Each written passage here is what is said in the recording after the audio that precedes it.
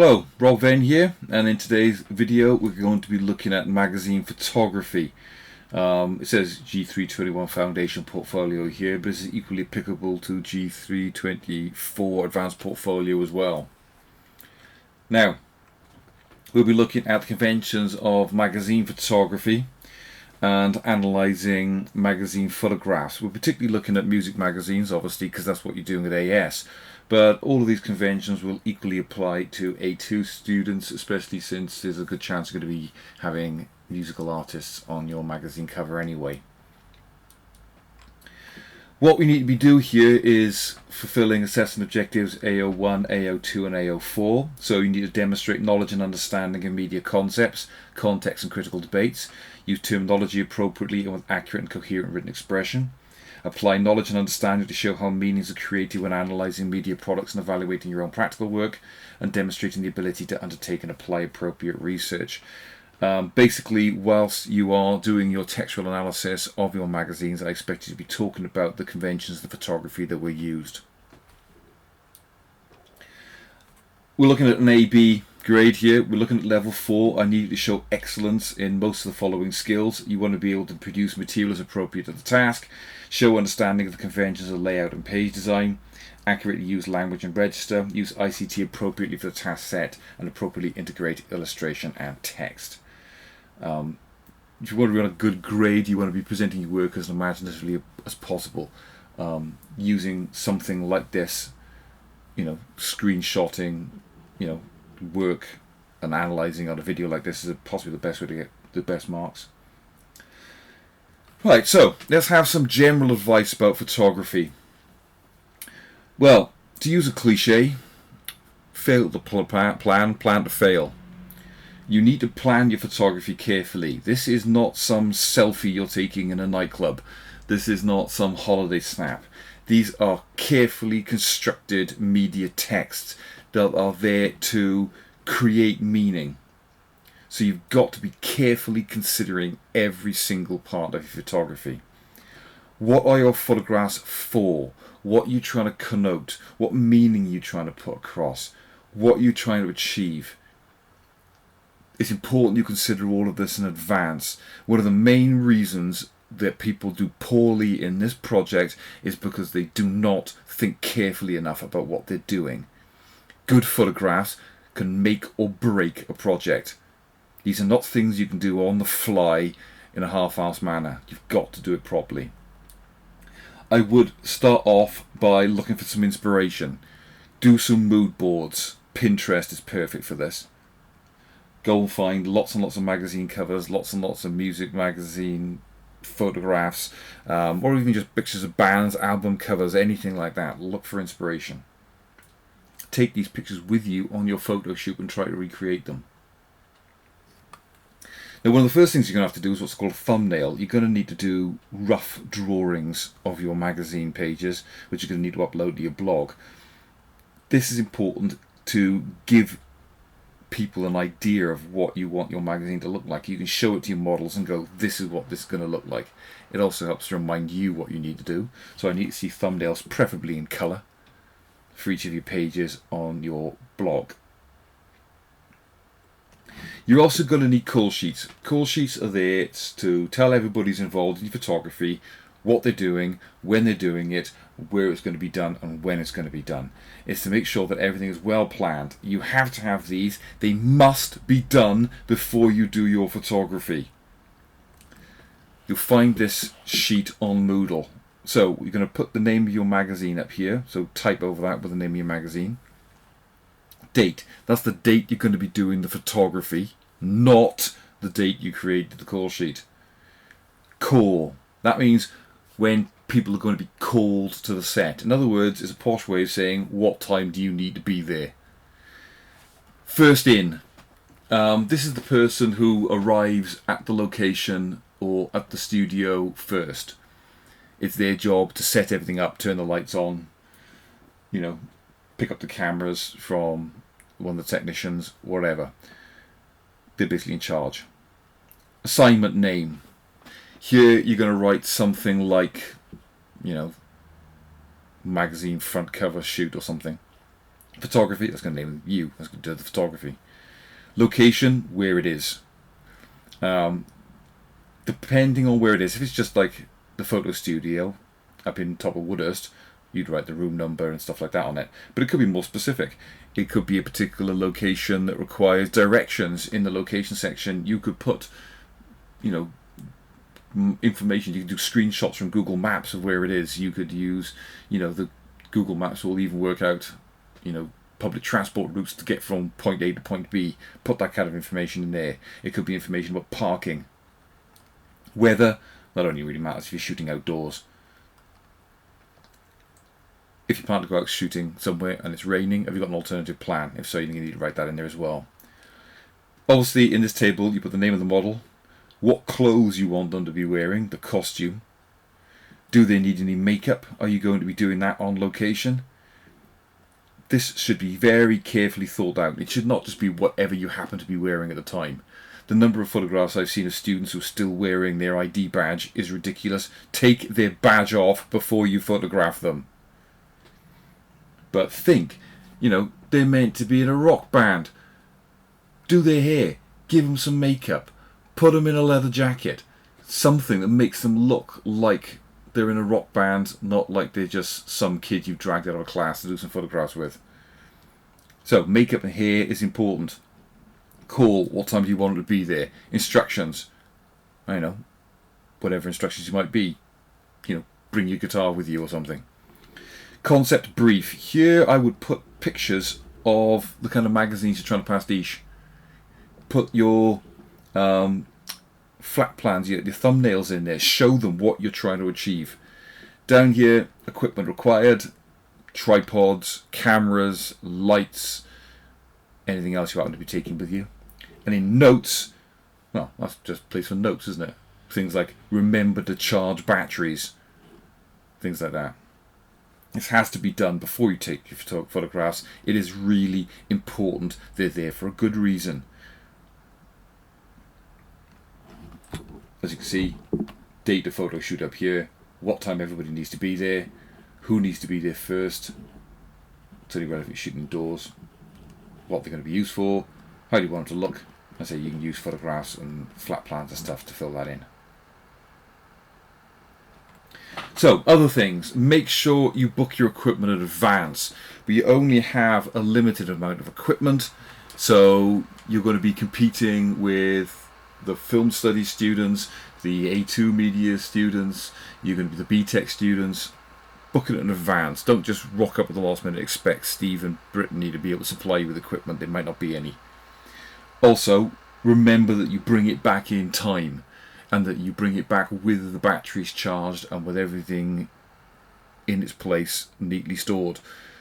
Other people are relying on this equipment. It's only fair. Make sure you know how to use the equipment before you go to take your photographs. Steve in particular would be the best person to ask for this. But you can come see me or one of your teachers, they can tell you.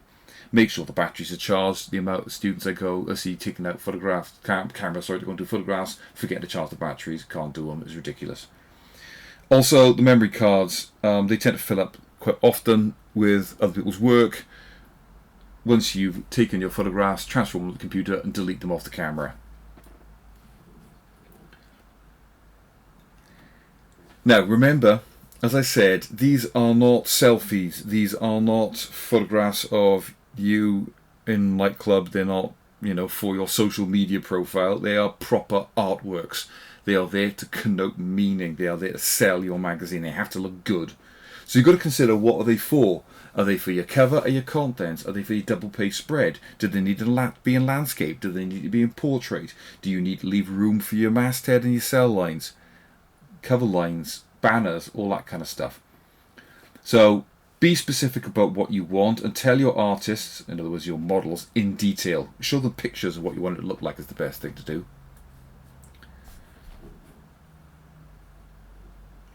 Now, composition. Remember, rule of thirds. Most cameras have got a rule of thirds built into them. You can usually turn it on or off. Remember, if your front cover, you need to take your pictures in portrait format, not landscape. Yeah? Don't forget, you're going to need to leave room for your masthead. You're going to need to leave room for your cover lines. For AS students as well, you can need to leave room for your barcode. I mean, this is a listings magazine, hasn't got one. Try to avoid background clutter.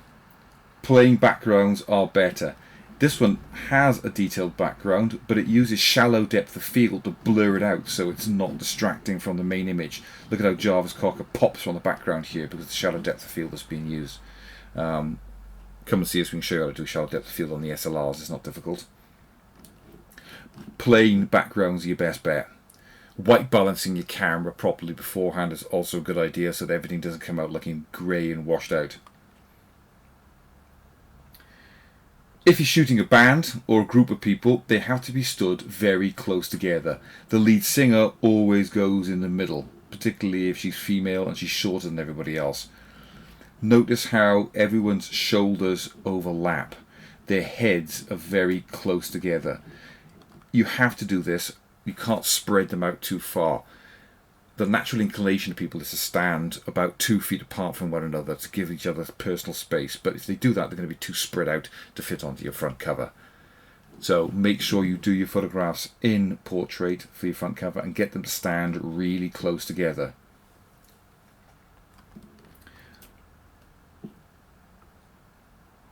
Direct gaze, having the artist look straight at us creates that personal connection.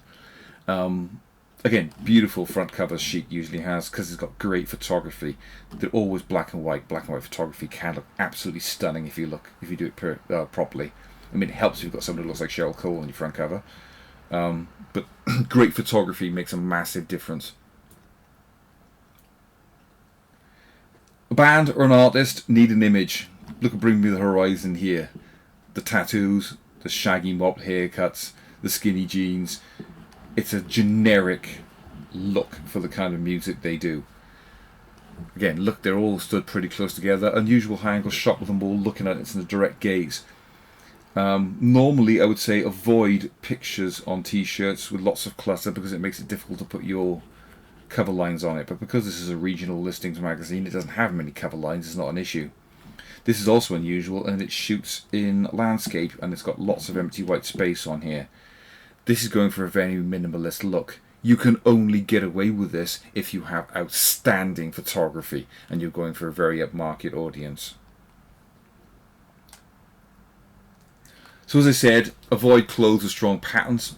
T-shirts with logos, pictures or text in them will cause you a nightmare when it comes to putting cover lines on your magazines. Avoid them like the plague.